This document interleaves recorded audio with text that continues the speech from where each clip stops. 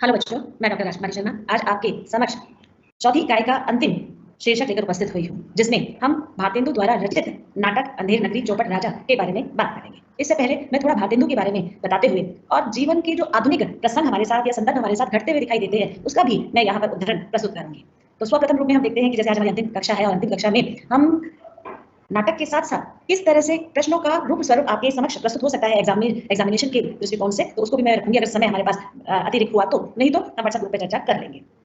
बच्चों, भारतेंदु जैसे कि हम जानते हैं कि आधुनिक की जो नींव है, जो उपज है, वो कहे जाए तो अतिशयोक्ति नहीं होगी, क्योंकि उन्होंने इस काल में अनेक प्रकार के जो स्वरूप है उसमें बहुत बड़ा हस्तक्षेप किया है। इनके हस्ताक्षर के रूप में भी वह चित्रित हुए हैं। एक युग का हस्ताक्षर बनना बहुत बड़ी बात होती है। तो हम देखते हैं कि किस तरह से उन्होंने आधुनिक युग का जो नेतृत्व किया, नींव रखी, वह बिल्कुल एक तरह से विपरीत रखी। जैसे हम आदिकाल को युद्धों का काल कहा जाता है कि वहां पर जो युद्ध होते थे वो केवल अपने ही शौर्य और अपने ही पराक्रम को दिखाने के लिए होते थे, अपनी वीरता का गुणगान करने के लिए राजा लड़ते हुए दिखाई देते थे। वहां पर प्रजा के समक्ष क्या उनका चरित्र चित्रण प्रस्तुत होता था, उनसे उनका कोई प्रभाव नहीं था, कोई विस्तार नहीं था, कोई मतलब नहीं था। केवल युद्ध अपने ही स्वार्थ के आड़े आते हुए देखते हुए दिखाई देते थे कि इससे हमें कैसे, हमारा कैसे हित होगा। तो हम देखते हैं आदिकाल जब 1050 से जो आरंभ होता है और 1375 तक चलता हुआ दिखाई देता है, तो उसमें जो भी राजा उस समय में जन लिए या जिस तरह की परिपाटी को उन्होंने चलाने का प्रयास किया, उससे जनता बहुत आहत दिखाई देती थी। आहत से यह तात्पर्य है कि अगर राजा ढंगा ना हो तो हम देखते हैं कि प्रजा भी उसके नक्शे कदम पर तो चलती हुई दिखाई देती है, क्योंकि देखते हैं घर का मुखिया निर्णय लेने में असक्षम है, या घर का मुखिया की कोई बात सुनता नहीं है, या वैसे ही रूप में अपनी जीवन के व्यवहारिक रूप को वहां पर नहीं रखता हुआ दिखाई देता। तो हम देखते हैं कि बाद के जो और सदस्य हैं वो भी कहीं ना कहीं उसके नक्शे कदम पर चलते हुए दिखाई देते हैं। तो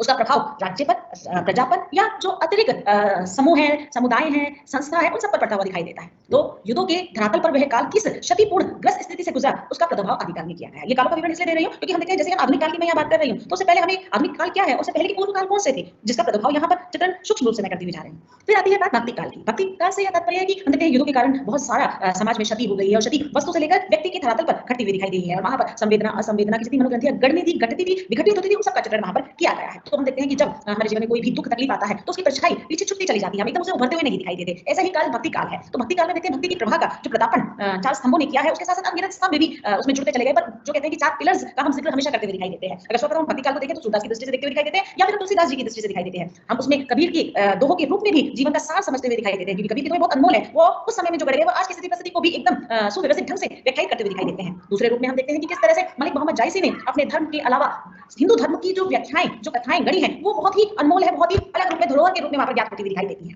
उसके बाद हम मीरा को देखते हैं, मीराबाई को देखते हैं, रसखान को देखते हैं, या अनगिनत कवियों को देखते हैं जिसमें भक्ति की प्रभा फूट फूट कर दिखाई पड़ती है। और उसमें हम देखते हैं कि उतने युद्धों का वर्णन वहां पर नहीं किया गया, केवल भक्ति की सराबोर से पूरा काल वहां पर अपनी अभिव्यक्ति को व्यक्त करता हुआ दिखाई दिया है। रीति काल में हम देखते हैं कि भक्ति काल के बाद रीति काल आता है। वैसे तो हम देखते हैं कि साहित्य में तीन ही कालों का चित्रण किया गया, प्राचीन काल, मध्यकाल और आधुनिक काल। पर हम जब हिंदी साहित्य के इतिहास की बात करते हैं तो उसे चार कालों में विभक्त किया गया है, आदिकाल, भक्तिकाल, रीतिकाल और आधुनिक काल। तो रीतिकाल भी महत्वपूर्ण भूमिका निभाता है। तो देखिए इस काल में भी एक बहुत ही प्रचंड रूप में बदलाव आया। प्रचंड किस रूप में कह रही हूँ कि बहुत हम कहते हैं सीमित रूप में बदलाव तो इंसान को एक तरह से उसका भान कर जाता है, या उसमें एक तरह से तृप्त होकर निकल जाता है, पर प्रचंड बदलाव को हर कोई सहन नहीं कर सकता है। तो प्रचंड बदलाव हमें रीतिकाल में देखने को मिलता है। रीतिकाल को तीन भागों में विभाग किया गया है, रीति सिद्ध, रीतिपद और रीति मुक्त। तो ये तीन रूपों में विभाग किया गया है। इसमें हम देखते हैं कि किस तरह से अनगिनत इसमें भी कवि हुए जो अलग अलग राजा के आश्रय में, ये सब जो थे ना बेटा कवियों के नाम मैं बता रही हूँ, या आदिकाल में 12 रासो ग्रंथ रचे गए, या सूरदास के रूप में भक्तिकाल का चित्रण है, या रीतिकाल में देखते हैं जितने भी कवि हुए, जैसे उसमें हम बात करते हैं भूषण की, केशव की, या फिर हम देखते हैं मतीराम की, या फिर हम देखते हैं आपके बिहारी की, आलम की, ठाकुर की, बोधा की। हम अनगिनत रूप में इन कवियों को देखते हैं जो अलग अलग राजा के आश्रय में पलकर अपना जीवन यापन कर रहे थे। यानी राजा जिस प्रकार से अलग अलग काल में अपनी स्थिति परिस्थिति को चित्रित करते हुए दिखाई देता था, तो ये कवि उनके आश्रय में रहकर उस राजा को एक तरह से देखकर, जानकर, तब जाके अपनी अभिव्यक्तियों को व्यक्त करते हुए दिखाई देते थे। तो भक्ति रीतिकाल में हम देखते हैं कि जितने भी कवि हुए वो राजा के आश्रय में पढ़ रहे थे। ऐतिहासिक दृष्टिकोण से जैसे भूषण ने 76 साल शिवाजी का रूप स्वरूप एक तरह से दिखाने का प्रयास किया, कितनी वीरता के धरातल पर उन्होंने अनेक प्रकार के युद्ध लड़े। या फिर हम देखते हैं कि पूरा काल अधिकतर विलासिता के युग में भी जीवन यापन करता रहा है। विलासिता से तात्पर्य है कि यहाँ पर भोग की जो तृप्ति थी उसका प्रदापन कर किया गया है। भोग हम दो रूपों में यहाँ पर देखते हुए दिखाई देते हैं, पहले मदिरा के रूप में, या फिर राजसी सुख में, या फिर हम स्त्री के रूप में भी भोग की जो दृष्टि है उसको यहाँ पर चित्रण करते हुए दिखाई दिया है। तो अनेक रूपों को साथ कर हम देखते हैं कि पूर्ण रूप से इस काल में भी तीन रूपों पर ज्यादा जोर दिया गया है। जमीन, जायदाद और स्त्री पर जो भंगिमा रूप प्रस्तुत हुआ वो बहुत ही हम देखते हैं कि जनता को आहत करने वाला दिखाई देता है। अगर ये आश्रम में पल रहे कभी नहीं होते ना, तो लगता नहीं कि रीतिकाल और भी कुछ उस रूप में विकास कर पाता। तो देखिए पहले युद्ध के कारण जनता त्रस्त रही, व्यस्त रही, अस्त रही। दूसरा भक्ति काल में उसकी शराब बोल में तो हम भीगते हुए दिखाई दी, क्योंकि हम देखते हैं जब पूरा अंधेरा हो जाता है कमरे में तो प्रकाश की एक किरण भी कार्यरत होती हुई दिखाई देती है। ऐसे ही आदिकाल युद्धों से निकलने के बाद भक्ति की प्रकाश लो ने व्यक्तियों को संभाला, उन्हें जागरूक किया, कई कई आहत भी किया, अभाव से लीन वातावरण में भी वे अपनी अभिव्यक्ति को व्यक्त करते हुए दिखाई दिए। रीतिकाल में हम देखते हैं किस तरह से विलासिता का युग, आधुनिक काल में देखते हैं बेटा कि किस तरह से जहां पर स्त्री को केवल भोग के रूप में, देने के रूप में, सोचने के रूप में देखा जाता था, वहां भारतेंदु ने स्त्री के वर्चस्व की बात की, वर्चस्व से तात्पर्य पहचान की बात की, जो केवल पहले वैदिक काल में चल रही होती थी। तो उसका चित्रण उन्होंने इस रूप में करने का प्रयास किया। दूसरा, राष्ट्रीय भावना पर बल दिया, जो इन तीनों कालों में कहीं भी नजर आता हुआ नहीं दिखाई देता था। और तीसरा, हम देखते हैं कि किस तरह से जो गद्य पद्य के रूप में भारतेंदु ने एक नवीन आकार को जन्म लिया। जैसे पहले की जो रचनाएं थी अधिकतर पद्य में कही जाती थी, गद्य का रूप बहुत सूक्ष्म रूप से दिखाई देता था। पर हम देखते हैं आधुनिक काल में इसकी विधाओं में अनगिनत, हम कहें संख्या बड़ी है तो अतिशोक्ति नहीं होगी। तो पहले तो 3-4 केवल रूप में ही समेट के रह जाते थे, जैसे कहानी, उपन्यास, नाटक के रूप में, फिर उसके बाद एकांकी या फिर हम संस्मरण, आत्मवृत्त, व्यंग, आपके जीवनी हो गई, आपके रेखा चित्र हो गया, आपकी यात्रा वृत्तांत हो गए, ऐसे अनगिनत हम देखते हैं कि विधाओं में विकास की दृष्टि को भारतेंदु ने रखा। साथ ही साथ हम भाषा के संदर्भ में भी अगर कहें तो उसमें भी भारतेंदु की जितनी भी मित्र मंडली थी, उन्होंने बहुत ज्यादा सतत प्रयास किया अपनी भाषा के प्रचार प्रसार में। अगर व्यक्ति पूरी निष्ठा से, पूरे कर्तव्य से अपने देश के प्रति, अपनी भाषा के प्रति समर्पित हो, तो हीन रूप में वह कहीं भी चित्रित नहीं हो सकता। पर जब देखते हैं हम अपनी भाषा का ही निरादर करते हुए दिखाई देते हैं, या अपने ग्रंथों का ही उपहास उड़ाते हुए दिखाई देते हैं, या फिर अपने देश के प्रति कटु वचन बोलते हुए दिखाई देते हैं, तो वहां पर थोड़ा सा हमें लगता है कि जो धारणा है, अवधारणा है, गलत दिशा की ओर अग्रसर हो रही है। तो भारतेंदु ने अपनी देशभक्ति, अपनी भाषा निष्ठा और किस तरह के प्रपंच उस समय में रचे जा रहे थे, उसका सारा प्रदापन इस अंधेर नगरी चौपट राजा की, राजा शब्द यहाँ पर बहुत महत्वपूर्ण है, इसलिए मैंने तीनों कालों के राजा के रूप में आपको संबोधित करते हुए दिखाया कि किस तरह के राजा पहले हुआ करते थे, और जो आधुनिक काल में ये एक रात में नाटक लिखा गया है। सोचिए, इस नाटक को 6 अंकों में विभक्त किया गया है, और एक रात में हम देखते हैं कि पूरे नाटक की व्यवस्था करना एक बड़ी बात है। और इस नाटक का मंचन अलग अलग रूप में किया गया। मैंने भी इसका मंचन, जब मैं खालसा कॉलेज में पढ़ाती थी, तब मैंने वहां पर इसका मंचन कराया, और बहुत सफल रहा मंचन, क्योंकि हम देखते हैं कि इस नाटक में सारी स्थिति परिस्थितियों का चित्रण यथार्थ रूपी वातावरण के अनुसार किया गया है। और हम देखते हैं कि जब हम किसी वातावरण के अनुसार घटनाओं को घटित होते हुए उसका व्याख्यान यथार्थ प्रस्तुत करते हैं, तो मन को काफी चीजों से हमें ज्ञान की जो दशा दिशा है उसका भान होते हुए दिखाई देता है। हम विकास की ओर अग्रसर होते हैं कि साहित्य का क्या दृष्टिकोण है, साहित्य का क्या मर्मज्ञ है कि आपको सही रूप में जानकारी देना और आपके ज्ञान को वहां पर बढ़ाने का रूप स्वरूप रखना। तो भारतेंदु जी ने इस रूप में हम देखते हैं कि किस तरह से इस नाटक को एक रात के रूप में लिखा, और ये नाटक बहुत ज्यादा सफल माना जाता है, क्योंकि इसमें हम देखते हैं कि साढ़े 6 तत्व, 6-7 तत्वों का जो प्रादुर्भाव है वो यहाँ पर चित्रण किया गया। कहानी में 6 तत्व होते हैं, और नाटक में और उपन्यास में 7 तत्व होते हैं, क्योंकि उसमें देखते हैं कि किस तरह से मंचन की दृष्टिकोण से, वैसे उपन्यास में भी 6 तत्व होते हैं, पर जब हम मंचन की दृष्टि से देखते हैं तो 7वां तत्व रंगमंचीयता या अभिनयता जुड़ता हुआ दिखाई देता है। तो यहाँ पर जिस तरह की पूरी व्यवस्था का एक आंखों देखा हाल भारतेंदु ने प्रस्तुत किया, वह बहुत ही अनमोल है। और हम ये कहें कि ये धरोहर के रूप में भी हमें चित्रित होता हुआ दिखाई देता है, क्योंकि 1800 के आसपास ये सब जो विसंगतियां हैं, विघटन है, बहुत ही पुरजोर रूप से अपने वातावरण को दूषित करते हुए चल रहे थे। आज का वातावरण भी हम ये कहें कि ऐसा ही है तो कोई अतिशयोक्ति नहीं होगी, क्योंकि हम देखते हैं इतने 21वीं सदी चल रही है, पर लोगों की जो मानसिकता है, लोगों की जो व्यवस्था है, और जो चरमरा वाली स्थिति उत्पन्न हो रही है, वो आज भी मुझे लगता है उसमें बहुत ज्यादा बदलाव नहीं है मेरे दृष्टिकोण से, मेरे विचार से। तो इस रूप में हम इस नाटक को देखेंगे, और देखेंगे किस तरह से भारतेंदु ने इसमें सफल संयोजन, जैसे कई बार होता है ना कि पात्र सही नहीं होते, कई बार हम देखते हैं जो संवादों का जो क्रम है वो सुचारू रूप से होता हुआ नहीं दिखाई देता, या हम ये भी देखते हैं कि किस तरह से जो पात्रों का रूप स्वरूप लिया गया है उसमें जो एक उदासीनता, ऊब का जो रूप है वो भी आता हुआ दिखाई देता है। पर भारतेंदु के इस नाटक को जब हम लोगों ने मंचित किया, मैंने मंचित किया, तो तब मैंने देखा कि इसमें कितना रस है। रस हास्य रूप में, भयानक रूप में, रौद्र रूप में, या फिर हम कहें कि किस तरह से व्यंग की जो प्रगाढ़ता है उसको यहाँ पर दिखाने का प्रयास किया। देखिए, व्यंग में जो हास्यात्मक होता है वो भी कहीं ना कहीं व्यंग की दृष्टिकोण में ही लिया जाता है, कि आप सामने वाले को कुछ भी कह देते हैं, पर आपका जो वातावरण है वो आप हंसी में कह रहे हैं, तो हंसने वाली बात भी कई बार हमें बहुत ज्यादा चुभती हुई दिखाई देती है, क्योंकि हम इस रूप में उसे देखने का प्रयास कर रहे हैं। तो इसमें 6 अंकों में ये पूरा नाटक एक तरह से लिखा गया, और इस नाटक में हम देखते हैं कि अनगिनत पात्र हैं। आप जब अगर आपने नाटक पढ़ा है तो आपको जब मैं इन चीजों के बारे में, मूल्य दर मूल्य, तत्व दर तत्व के बारे में बताऊंगी, तो आपको एकदम स्थिति प्रस्तुति चित्रित होते हुए दिखाई देगी कि किस तरह से एक कड़ी दूसरी कड़ी से जुड़कर अपने वातावरण को उस तरह से सराबोर, पल्लवित, पुष्पित भी करती हुई दिखाई देती है। संवाद में बिखरा हो जाता है तो हम देखते हैं कि संवाद कहीं भी टिक नहीं पाते हैं, यानी कि मैं बात कर रही हूं कुछ और आप समझ कुछ और रहे हैं, तो वहां पर आपका दृष्टिकोण उस वातावरण के अनुकूल नहीं है ना। कई बार ऐसा भी हो जाता है कि अगर पढ़ा कुछ रहे हैं, हमारा ध्यान कहीं डाइवर्ट हो रखा है, तो उन चीजों को उतना आत्मसात करते हुए नहीं दिखाई देते। तो यहाँ पर पूरे नाटक में एक तरह से शुरू से लेकर अंत तक उसी तरह की चीजों का उद्घाटन लेखक ने अपने मता अनुसार करने का प्रयास किया, जो उन्होंने उस समय में महसूस किया। क्योंकि साहित्य में जो भी हम घटित घटनाओं का रूपायित रूप लिखते हैं, तो उसमें कहीं ना कहीं लेखक की प्रवृत्ति आती हुई दिखाई देती है कि वो क्या महसूस करता है, क्या इसमें इस वातावरण में परिवर्तन होना चाहिए या नहीं होना चाहिए, वो सारे दृष्टिकोणों को ध्यान में रखकर तब किसी रचना का रूप प्रस्तुत करने का प्रयास करता है। तो ऐसे ही भारतेंदु द्वारा रचित अंधेर नगरी चौपट राजा के बारे में हम लोग बात करेंगे।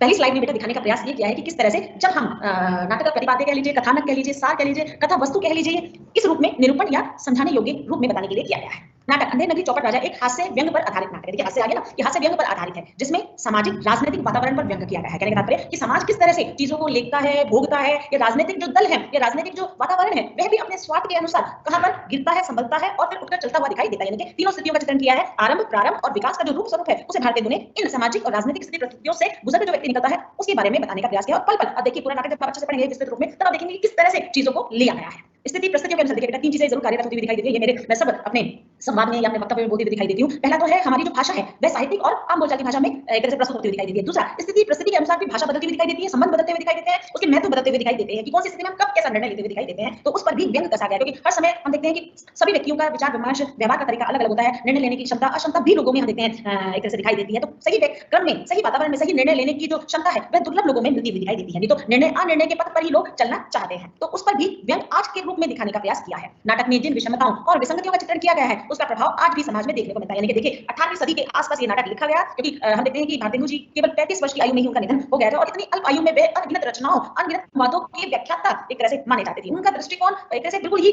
विपरीत दिखाई देता था, क्योंकि जिस तरह से समाज को समझते हैं, जिस तरह से परिवार को समझते हैं, जिस तरह से व्यवस्था को समझने का प्रयास करते हैं, उसके बारे में जो आपके संवाद उस समय मन में चल रहे थे उसे उद्घाटित करते हैं, तो वही हम देखते हैं कि तथ्य, तर्क और सत्य के रूप में चित्रित होते हुए दिखाई देता है। नाटक में जिन विषमताओं यानी कि समाज में घट रही जिन विषमताओं और विसंगतियों का जो रूप है उससे कई बार आप सहमत होते हैं, कई बार नहीं भी होते हैं ना, सभी विचारधारा के लोग हैं। जैसे मुझे बहुत चीजों से कई बार दिक्कत होती है कि ये सब होना चाहिए और जब मुझे लगता है कि व्यवस्था नहीं हो पा रही है, ये व्यवस्था मेरे अनुकूल नहीं है, तो मैं अपनी रचनाओं के माध्यम से अपने भाव को वहां पर चित्रित करते हुए दिखाई देती हूँ। मैं दोबारा उदाहरण दे रही हूँ कि हमने मनु भंडारी द्वारा रचित कहानी मैं हार गई हमने पढ़ा था, तो उसमें देखिए लेखिका कैसे अपने पात्र को जन्म देती है, मार देती है, फिर पुनः जीवित करने का प्रयास करती हुई दिखाई देती है। जब वातावरण हम देखते हैं अनुकूल नहीं होता हुआ दिखाई देता है, क्योंकि व्यक्ति तो वातावरण के अधीन है ना, जैसा वातावरण करवाएगा वैसा व्यक्ति करने के लिए वहां पर एक तरह से उपस्थित होता हुआ दिखाई देता है। तो इस तरह से रचनाकार उस समय की सामाजिक या राजनीतिक जो स्थिति परिस्थिति चल रही थी उससे सहमत नहीं था, तो उसने अपने उद्गार, अपने भाव किस रूप में बताने का संभवतः प्रयास किया।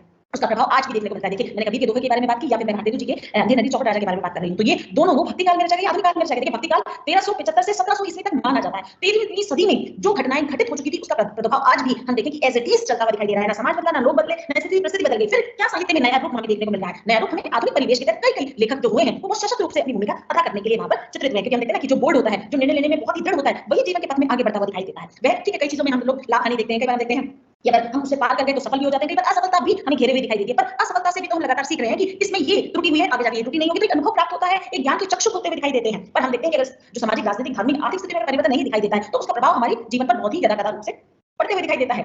तो इसमें दिखाया गया किस तरह से मूल्यहीनता यानी कि मूल्यों का जो है पूरी तरह से हम कहें कि भ्रष्ट रूप वहां पर प्रदापित किया गया है। जैसे मूल्यहीनता यानी कि मूल्यों के प्रति कोई भाव ही नहीं दिखाया गया, उसके प्रति कोई आदर सम्मान वाली जो अभिव्यक्ति है वो वहां पर चित्रित होते हुए नहीं दिखाई देती। तो ऐसे में हम देखते हैं कि मूल्यों का समाज में क्या अस्तित्व रह गया है। मतलब मूल्य किसके लिए बने हैं? मनुष्य के लिए बने हैं, समाज के लिए भी बने हैं। समाज में भी तो लोग ही रह रहे हैं। अगर नियम, सिद्धांत और कानून से नहीं चलेंगे तो वो किसके लिए बने हैं? जानवर के लिए तो नहीं बने। तो हम देखते हैं अगर हम मूल्यों के आधार पर अपना जीवन यापन नहीं करते हैं या उसे विमुख होकर चलते हुए दिखाई देते हैं। मैं ये नहीं कह रही कि जो सही मूल्य हैं उनको भी मतलब आप बदलें, ऐसा नहीं है। जो मूल्य सही है उनके पथ पर चलने के लिए किसी भी तरह की कोई भी हमें उसमें अभाव की स्थिति उत्पन्न नहीं होनी चाहिए। हाँ, जिन मूल्यों में लगता है कि हाँ इनमें परिवर्तन की छटा होनी चाहिए तो उसमें हमें परिवर्तन कर देना चाहिए जो दूसरों के लिए अहितकारी ना हो, हितकारी के रूप में हो। तो अमानवीय, अराजक, भ्रष्ट व्यवस्था का चित्रण व्यक्ति और समाज की मानसिकता इसमें दिखाया गया है और साथ ही अन्य प्रवृत्ति को प्रस्तुत किया है कि व्यक्ति कई बार अंधा हो जाता है विश्वास से या अंधा हो जाता है प्रेम में। दो ही धाराएं काम करती हुई दिखाई देती है। तो देखते हैं जब हम किसी के प्रति बिल्कुल ब्लाइंड हो जाते हैं, यानी कि हमारा सोचने समझने की जो शक्ति है वो एकदम खत्म हो जाती है, तब जाकर हम निर्णय ना लेने की क्षमता में वहां पर उपस्थित होते हुए दिखाई देते हैं। या प्रेम में हम देखते हैं कि हम व्यक्ति विशेष को इतनी महत्ता दे जाते हैं कि उसे हम सर्वोपरि रूप में आंकने लगते हैं, उसके सिवाय हमें कुछ नहीं दिखाई देता, सुझाई देता। पर जब हम घटाव की स्थिति में आते हैं तब हमें पता चलता है कि हर एक का समय जरूर होता है ना,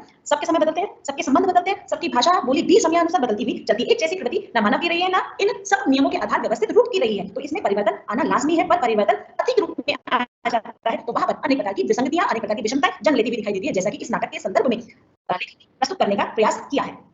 अगला है बेटा इसमें कि नाटक का मुख्य पात्र राजा है। देखिए इसमें हम देखते हैं कि हम जैसे फिल्म देखने जाते हैं ना तो हम देखते हैं कि मुख्य पात्र में अभिनेता होता है, अभिनेत्री होती है, विलन होता है या एक कोई सहायक पात्र रूप में होता है। अन्य रूप में तो बहुत मिल जाते हैं। तो इसमें हम देखते हैं कि नाटक में जो राजा की भूमिका है वो अहम है और राजा मूर्ख है ना। और आप मूर्ख राजा अगर कोई भी अपनी अभिव्यक्ति व्यक्त करेगा तो लोग उसके परिप्रेक्ष्य में ही चलते हुए दिखाई देंगे, उस वातावरण में चलते हुए दिखाई देंगे, है ना। वातावरण का असर व्यक्ति के जीवन पर पड़ता है। तो हम देखते हैं कि नाटक का मुख्य पात्र राजा है और अपनी मूर्खता के कारण अपनी प्रजा के दुखों का कारण भी बन गया है। अगर निर्णय लेने वाला पूर्ण रूप से सक्षम नहीं है तो उसका प्रभाव जो अन्य सदस्य उनके साथ जीवन यापन कर रहे हैं उन पर पड़ता हुआ दिखाई देता है। हाँ, सामने वाले को पता है कि मूर्ख है पर भी मूर्ख कहने की हिम्मत भी नहीं जुटा पाता, क्योंकि पद की गरिमा है, एक तरह से सशक्तिकरण रूप में भी है, यानी कि बलपूर्वक रूप में भी राजा है और राजा के समक्ष आप कुछ नहीं बोल सकते, तो उसका भी प्रभाव दिखाई देता है। तो उसके निर्णय ना लेने के कारण, यानी कि राजा के निर्णय ना लेने के कारण पूरी प्रजा दुख के वातावरण में अपने जीवन का भोग करती हुई दिखाई देती है। यानी कि एक व्यक्ति अगर सही नहीं होता, देखिए कहते हैं ना एक मछली पूरे तालाब को एक तरह से गंदा करती हुई दिखाई देती है। इसी तरह से चाहे देश हो, चाहे परिवार हो, चाहे समाज में लोग अनेक रूप में संस्था, वर्ग, समुदाय में बटे हुए हो, अगर एक व्यक्ति सही नहीं होता तो उसका प्रभाव जो उसके पीछे वाले हैं उन पर पड़ता हुआ दिखाई देता है और वो उनकी भी जो नियति है, यति है, वही कार्यरत होती हुई दिखाई देती है। इसलिए सही निर्णय आपको शिक्षा के द्वारा प्राप्त होता हुआ दिखाई देता है और वातावरण के द्वारा भी प्राप्त होता हुआ दिखाई देता है। शिक्षित व्यक्ति निर्णय लेने में सक्षम होता है, जबकि हम देखते हैं कई बार अशिक्षित व्यक्ति भी निर्णय लेने में सक्षम होता है, पर वो व्यवहारिक ज्ञान उसके पास इतना ज्यादा होता है तब जाकर वह सही निर्णय ले पाता है। तो हम देखते हैं कि राजा अपने कर्तव्य और अधिकारों को पूरा न करने के कारण प्रजा के साथ न्याय नहीं कर पाता है ना, क्योंकि हम देखते हैं जब हम किसी के प्रति अपनी रिस्पांसिबिलिटी यानी कि कर्तव्य पूरी तरह से नहीं निभा पाते हैं तो वहां पर हमें सुनने को मिलता है ना, कई बार हम अपने माता पिता को भी आवेश में, क्रोध में, प्रतिशोध में, प्रतिशोध में इसलिए शब्द प्रयोग में ला रही हूं कि हम देखते हैं कि आजकल बच्चों में ये प्रति भी बहुत ज्यादा उभर कर आती हुई दिखाई दे रही है। तो क्रोध और आक्रोश तो समयानुसार चलता हुआ दिखाई देता है, पर प्रतिशोध भी एक नया अंकन आता हुआ दिखाई दे रहा है कि हम अपने माता पिता से जब वो हमारे लिए कुछ नहीं कर पाते हैं या स्थिति परिस्थिति के वश में होकर वह सही निर्णय नहीं ले पाते तो हम भी कहने के लिए वहां आतुर होते हुए दिखाई देते हैं कि आप तो बड़े थे, आपको तो हमें समझाना था, आपको तो सही सभी बातों की नॉलेज है, आपने हमें क्यों नहीं दी। तो इस तरह की हम अनेक प्रकार की वाद विवाद के रूप में वहां पर प्रस्तुत होते हुए दिखाई देते हैं। तो देखिए ना प्रजा छोटी हुई दिखाई देती है ना बच्चे छोटे हुए दिखाई देते हैं। अगर उनके प्रति कर्तव्य आदि अधिकार की पूर्ति ना हो तो अनेक प्रकार से हम देखते हैं कि संबंध, अनेक प्रकार से समाज में इस तरह के बिखराव की स्थिति उत्पन्न होती हुई दिखाई देती है।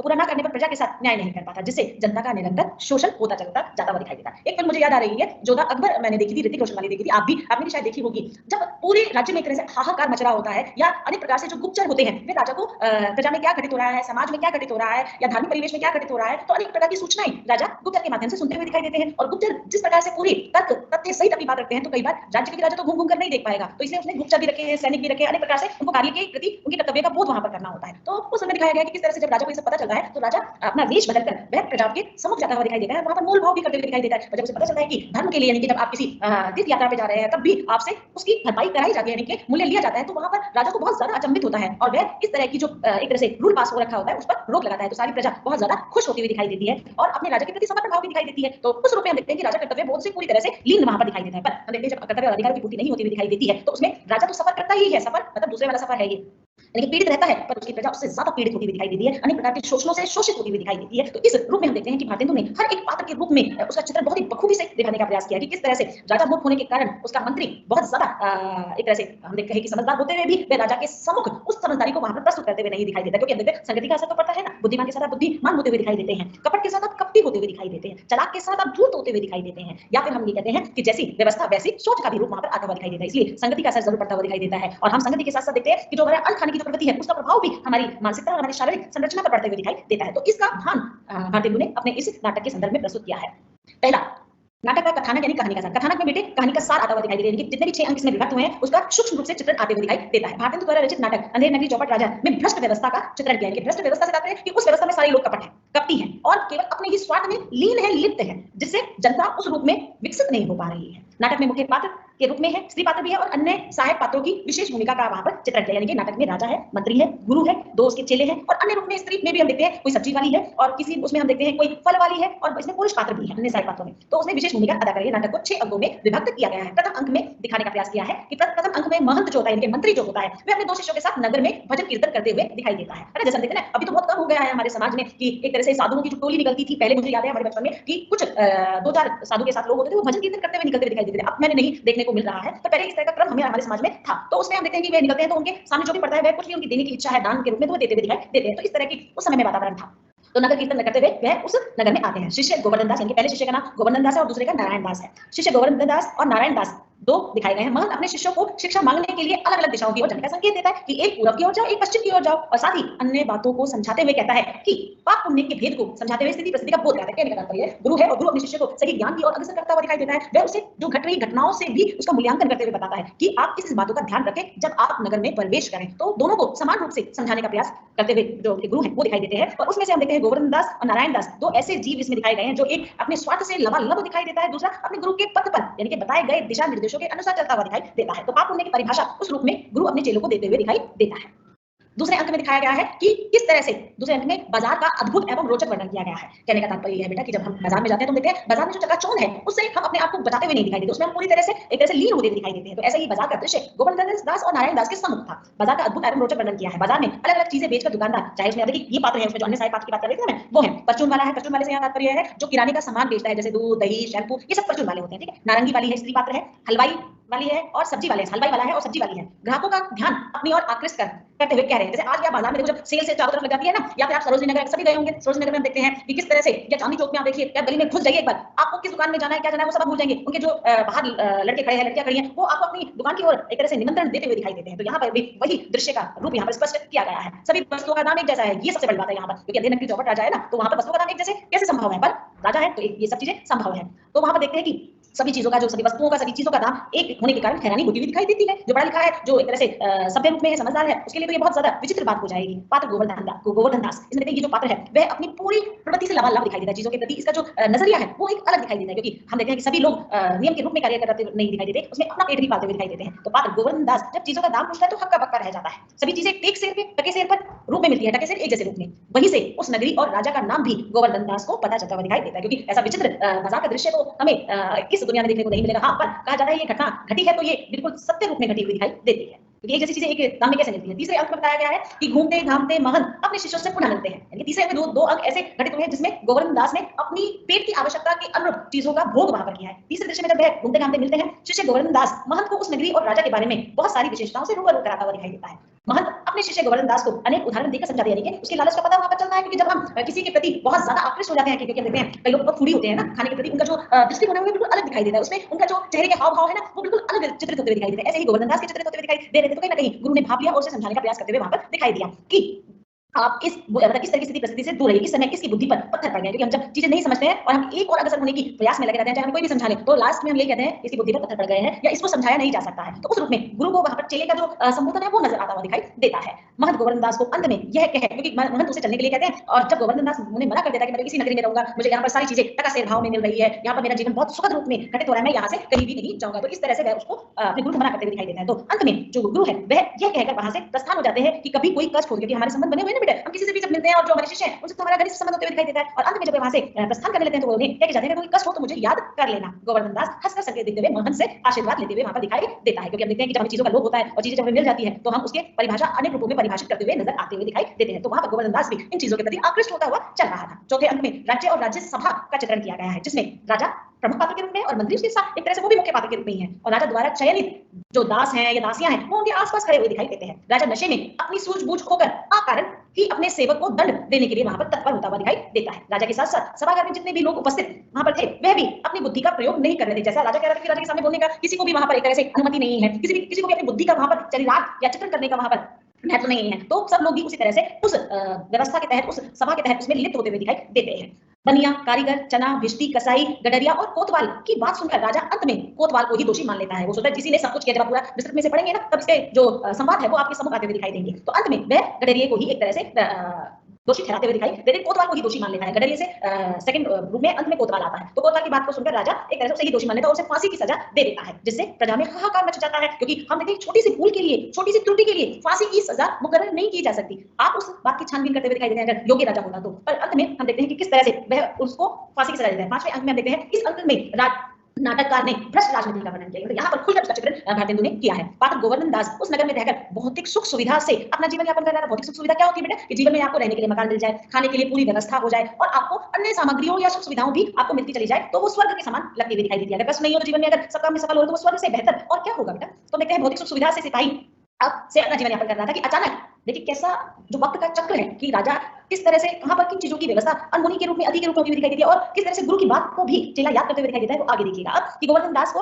एक अचानक से राजा के जो सिपाही है उसे पकड़ लेते हैं, किसको, गोवर्धन दास को, और उसे फांसी के लिए ले जाते हैं। गोवर्धन दास जब अपना अपराध पूछता है तो सिपाही कारण बताते हैं कि कोतवाल को सजा देनी थी पर उसका गला फांसी पर फिट नहीं आ रहा है, कि जो रस्सी से एक तरह से फांसी बनाई गई है उसमें उसका गला एक तरह से नहीं आ रहा है, या पतला होगा या बहुत ज्यादा मोटा होगा। जब पतला पड़ेंगे तब आप देखिएगा, तो उसमें फिट नहीं होने के कारण गोवर्धन दास को पकड़ लिया जाता है, और गोवर्धन दास को जब पकड़ लिया जाता है तो वह अपना आगे पीछे सब कुछ भूलकर माफी मांगने के लिए वहां पर उपस्थित होता हुआ दिखाई देता है। उसका गला फांसी पर फिट ना होने के कारण किसी मोटे व्यक्ति को फांसी दी जाएगी, उसका पतला गला था, पतला गला उसके एक तरह से पूरी तरह से फिट नहीं हो रहा था। गोवर्धन दास बड़ा अचंभित होता है कि केवल गला फिट नहीं हो रहा है तो मेरे गले की क्यों एक तरह से उसका बलिदान दिया जा रहा है, मुझे क्यों ऐसी सजा दी जा रही है। और वह जोर जोर से रोने चिल्लाने लगता है और अपने गुरु को स्मरण करने, क्योंकि जब हम दुखी अवस्था में होते हैं तो जो हमारा प्रियजन है, जो हमारा हितैषी है, जो हमारा सुख दुख में साथी है, उसको याद करते हुए दिखाई देते हैं। तो ऐसे में गोवर्धन दास अपने गुरु को याद करते हुए दिखाई देता है। छठे अंक में अंतिम भाग में शिष्य अपने गुरु की दोहराई गई बातों को याद कर रोने पीटने लगता है, क्योंकि उन्होंने बोला था कि लालच बुरी बला है, लालच को इतना ज्यादा अपने सिर पर हावी नहीं होना देना चाहिए कि आप आगे पीछे जो घटनाएं घटित हो रही है उसको भी भूल जाओ। तो रोने पीटने लगता है। सिपाही उसे जोर जबरदस्ती खींच कर राजा के पास ले जाते हैं, और रास्ते में ले जाते वक्त उसे उसके गुरु को वहां पर जब दिखाई देता है तो वह दौड़कर उनके पैरों पर गिरकर अपनी भूलों को दोबारा से सुधारने का प्रयास करता हुआ दिखाई देता है, जिसके कारण गुरु अपने शिष्य के प्रति समर्पित तो था ही, और उसके प्रति वह अपनी भावनाओं को उस रूप में व्यक्त भी कर रहा था। महंत को सारी बात बताकर वह उसे उस स्थिति परिस्थिति से बाहर निकलने के लिए कहता है। तो जो गुरु होता है वह समझ जाता है और वह गोवर्धन दास को एक नाटक करने के लिए कहता है। गुरु चेले दोनों ही बनने के लिए एक तरह से चले जाते हैं। सारी जानकारी पाकर राजा, मंत्री और कोतवाल भी वहां पर पहुंच जाते हैं, क्योंकि पूरे उसमें एक तरह से हाहाकार सा मचता हुआ दिखाई देता है कि फांसी की सजा दी जाएगी, और उसके साथ उसका एक गुरु भी है। तो दोनों को उस रूप में जब सूचना एक तरह से हम देखते हैं, जब भ्रम उत्पन्न होता है या किसी भी तरह की कोई हलचल होती है तो पूरे समाज को विचलित करते हुए दिखाई देती है। तो ये विचलन राजा के पास भी पहुंचती हुई दिखाई देती है। अंत में मूर्ख राजा फांसी के फंदे पर स्वयं ही लटक जाता है। अब वो स्वयं क्यों लटकता है उसका रूप मैं यहाँ बता दूं आपको, कि जो गुरु है वह सारे उसमें ये खबर एक तरह से फैला देता है कि जो इस दिन में जिसको भी फांसी दी जाएगी वो स्वर्ग में अपना जीवन यापन करेगा। स्वर्ग के पानी की होड़ में राजा ने खुद को ही वहां पर फांसी के फंदे में एक तरह से झूलता हुआ वहां पर दिखाई देता है। तो देखिए कि किस तरह से सोच समझ की दृष्टि जब व्यक्ति पर किसी भी तरह का कोई प्रभाव नहीं डालती हुई दिखाई देती तो अनिति रूप किस तरह से उसको घेरती हुई नजर आती है। तो यहाँ पर नाटक अंधेर नदी चौपट राजा में हास्य व्यंग के द्वारा आम आदमी की जो स्थिति परिस्थिति है वह भी कहीं ना कहीं हम देखते हैं इसी रूप में चित्रित होती हुई दिखाई दे रही है। मूल्यहीनता या यथार्थ के रूप को इसमें स्पष्ट किया है। समाज में किस तरह से अवसाद, विसंगति, विघटन, पतन, विसंगति, विषमताओं का पर भी अनेक प्रकार से कवि ने या नाटककार ने इसका भरसक चित्रण यहाँ पर करने का प्रयास किया गया है। तो इन 6 अंकों के द्वारा हम देखते हैं कि पूर्ण व्यवस्था पर किस तरह का करारा प्रहार किया गया है। क्योंकि देखते हैं भ्रष्ट राजनीति में जो भी व्यक्ति अपना जीवन यापन करता है या इस तरह की दुर्व्यवस्था समाज में अंकन करते हुए दिखाई देता है, तो वो प्रजा कभी भी सुख भोगते हुए वहां पर नहीं दिखाई देती है। और जब प्रजा सुख नहीं भोगती हुई दिखाई देती तो आहत रूप में वो आहत कहीं ना कहीं किसी को भी उस रूप में खत्म करने का प्रयास करती हुई दिखाई देती है। जैसे जग जाहिर है या इतिहास साक्षी हम देखते हैं कि जब विकास बहुत ज्यादा अधिक हो जाता है और विकास में हम देखते हैं स्वार्थ लिप्त होता चला जाता है और स्वार्थ में अपनी भौतिक सुख सुविधाएं भी घेरती हुई नजर आती है, तो वो घिराव हमें पतन की ओर भी ले जाता हुआ दिखाई देता है। इसलिए जरूरत से ज्यादा लालच भी एक सजा के रूप में अंकन होता हुआ दिखाई देता है। जरूरत से ज्यादा सुख की प्राप्ति भी आपको एक तरह से विघटन की ओर लेके जाती है, जैसे कि राजा को विघटन की ओर लेके जा रही थी कि उसने ये समझने का ही प्रयास नहीं किया कि मूर्ख है, और मूर्ख रूप में हम देखते हैं कि जो जैसा कहता है हम उसे मान लेते हैं बिना लॉजिक के। इसलिए बिना लॉजिक के कोई भी बात नहीं मानना चाहिए जब तक आप उससे पूर्णतः सहमत नहीं है। तर्क वितर्क के आधार पर, अपने ज्ञान के आधार पर उसको अभिव्यक्त करने की क्षमता वहां पर होनी अत्यंत आवश्यकता है। तो हम देखते हैं कि किस तरह से राजा ने अनेक प्रकार से अपनी प्रजा को तो आहत किया ही कहा और अपने मंत्री को भी आहत किया, साथ ही साथ अपने पर भी उसने किसी भी तरह की कोई सोच समझ वाली दृष्टि वहां पर कायम नहीं की और स्वर्ग की लिप्सा में, लालसा में अपने जीवन को द्रोहित एक तरह से करता हुआ वहां पर चला गया। तो हम देखते हैं प्रश्नों के रूप में हम बात करते हुए दिखाई देते हैं। हम देखते हैं कि जब हम किसी भी, जैसे हम गद विधाओं पर बात करें, मैं एक विषय को लेती हुई चलूंगी और इसे 4 इकाइयों में हम देखते हैं नाना करते हुए भी 3, 6, 9, 12 आप 4 इकाइयों में 12 शीर्षकों को दर्शाया गया है। तो उसमें देखते हैं पहले में आ जाएगा गद की विधा पर प्रकाश डाली। प्रश्न है गद की विधा पर प्रकाश डाली। तो गद का जो उद्भव है, आरंभ है, उसका यहाँ पर हमें चित्रण करना है। तो उसका हम किस रूप में आपके आदिकाल से लेकर या प्राचीन काल से लेकर आधुनिक काल में किस तरह की स्थिति परिस्थितियों में एक तरह से चित्रण हुआ है आपकी किताबों के माध्यम से, उसको आप अच्छे से पढ़ लीजिए और उसका स्पष्टीकरण करते चलिए। दूसरा प्रश्न हम देखते हैं कि कौन कौन सी, जैसे आत्मकथा है या रेखा चित्र है या संस्मरण है, तो आप उसमें देखिए कि इनमें किस तरह से इसका उद्भव हुआ है, उसका शाब्दिक अर्थ, उसका वाक्यांश अर्थ, दोनों रूपों को आपको साथ में लेकर चलना होगा। तभी आप जैसे आत्मकथा का अर्थ बताएंगे, कोशगत अर्थ बताएंगे, फिर उसके बाद आत्मकथा के नियम के रूप में उसका चित्रण होगा और उसमें क्या क्या विशेषताएं ये भी पूछी जा सकती है, तो उस रूप में आपको पढ़ना होगा। दूसरा है कि जुलूस कहानी में प्रेमचंद ने किस संवेदना को वहां पर दर्शाया है। ये प्रश्न होंगे तो संवेदना के पुट कहां पर आपको दिखाई दे रहा है। पूरी कहानी मैंने आपको यहाँ पर बताई, उसके पात्र भी बताए, या हम ये भी कह सकते हैं कि कथा वस्तु के रूप में भी आ सकते हैं, प्रतिपाद्य के रूप में भी आ सकता है और अलग अलग चित्रण के रूप में भी उसको दर्शाया जा सकता है। फिर हम देखते हैं कि मलबे का मालिक, मलबे के मालिक में किस तरह से जो भारत पाकिस्तान का जो विभाजन दिखाया गया है उस पर प्रश्न आ सकता है। दूसरा कि जो गनी है वो किस तरह से मलबे को देखकर अपनी वेदनाओं का रूप स्वरूप वहां पर प्रस्तुत कर रहा है, या हम देखते हैं कि किस तरह से जो गनी है वह पूरी व्यवस्था के रूप में अपनी मूल संवेदना को चित्रित करते हुए दिखाई दे रहा है। तीसरा इसमें आ जाएगा, हम देखते हैं मनु भंडारी द्वारा रचित कहानी मैं हार गई में किस तरह से राजनीतिक पर एक तरह से चोट पहुंचाने का, या हम देखते हैं राजनीतिक नेता के बारे में किस तरह से जो छवि बदली है या किस तरह से जो लेखिका का उद्देश्य है वह पर प्रकाश डालना आ सकता है।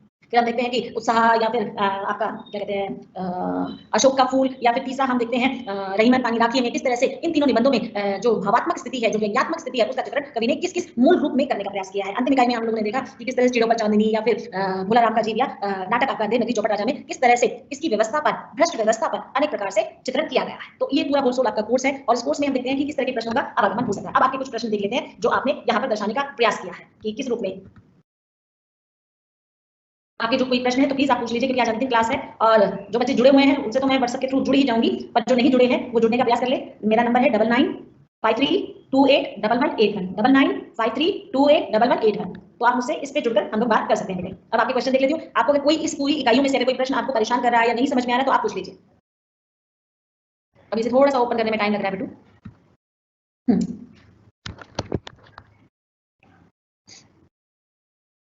Good afternoon ma'am, WhatsApp number दे दीजिए नोट्स। बेटा मैंने बताया तो सही आपको 9953281181 ये नंबर है, इस पे आप अपना नाम लिखकर भेज दीजिए, मैं आपको ग्रुप में जोड़ लूंगी। मैम मैं तनिषा गोयल, मुझे भी बेटा मैंने नंबर बोल दिया है तनिषा, आप व्हाट्सएप कर दो। मैम स्क्रीन नहीं दिखी बेटा, यह स्क्रीन बहुत ज्यादा स्पष्ट रूप में है, किसी भी तरह का यहाँ पर ना धुंधलापन नहीं है, इसलिए मैं नहीं कह सकती कि आपके वहां पर कैसा चित्रित हो रहा है। बेटा मुझसे क्वेश्चंस पूछ लीजिए। Good evening ma'am, I am Himanshu and message to you WhatsApp. बेटा मैंने नंबर दे दिया है, क्वेश्चन पूछो। मैम जी ये बात एसओएल की बुक में है, बिल्कुल है, ये सारे 6 अंक उसमें विभाग मैंने आपको विस्तृत में बताने का प्रयास कर दिया आज, तो पूरा 6 इकाइयां मतलब ये जो 6 अंक है ये मैंने आपको बता दिया है, उसमें भी संक्षिप्त में है।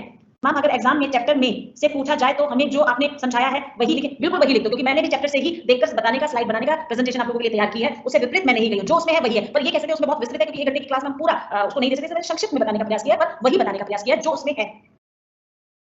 हाँ लिख सकते हैं बेटा। शुभ दोपहर बेटा। मैम मैं हर्ष ग्रुप में, मैं सबको ग्रुप में ऐड कर लूंगी बेटा, आप भेजो तो सही। मैम प्लीज प्रीवियस ईयर के पेपर्स एंड सेंड करो। बेटा देखो कुछ काम आप खुद भी करो, ठीक है, मैंने क्वेश्चन आपको बता दिए, क्वेश्चन इस तरह से आ सकते हैं, इसकी मैं आपको पीडीएफ भी भेज दूंगी कि किस तरह के क्वेश्चन उसमें आ सकते हैं, पर देखना तो आपको ही पड़ेगा ना बेटा, कुछ खुद भी प्रयास करो। और किसी का कोई प्रश्न? हाँ बेटा ये मेरा नंबर यही है, आप इस नंबर पर जुड़ जाइए और फिर हम लोग बात कर लेंगे। मैम मैंने आपको व्हाट्सअप किया है, लेकिन आप बेटा मैं सबको ऐड ऑन कर रही हूँ, अगर कोई एक आधा शेष रह गया तो आप दोबारा रिमाइंड भेज दीजिए, ठीक है। मैम हमारी ऑफलाइन क्लास चलेगी क्या? बेटा इस बारे में मुझे कोई जानकारी नहीं है अभी कि आपकी चलेगी या नहीं, पर ऑनलाइन में आपको 10 दिन की क्लासेस प्रोवाइड किया और 10 दिन में मैंने 8 दिन आपके लिए हैं और 8 दिन में मैंने पूरा होल सोल कोर्स पूरा करने की कोशिश की है। इंपॉर्टेंट ठीक है, मैं इसका वो बना दूंगी आपको। और चैप्टर में से जो अब आपने पढ़ाया है इसमें कैसे कैसे क्वेश्चन आएगा मैंने पूरा बताया बेटा, आपने सुना नहीं? मैम एग्जाम पर्पस से इंपॉर्टेंट चैप्टर कौन से है? सभी एग्जाम पर्पस से सभी मैं इंपॉर्टेंट है बेटा, सबको पढ़ना पड़ेगा, तभी आप कहीं से भी कोई क्वेश्चन आ जाए आप उन्हें पुट ऑन कर सकते हैं, है ना? इसलिए आपको सारा पढ़ना पड़ेगा। मैम आप मेरे को ऐड नहीं, बेटा मैं कर लूंगी, बच्चे आप भेज दो, ठीक है? इसके अलावा कोई प्रश्न आपको परेशान कर रहा हो या नहीं समझ में आ रहा हो तो आप पूछ सकते हैं, ठीक है? व्हाट्सएप ग्रुप में दोबारा नंबर आपको बता दूं 9953281181, ठीक है बच्चे? आज के लिए इतना ही, अब हम ग्रुप पे मिलते हैं। ओके, धन्यवाद आप सबका।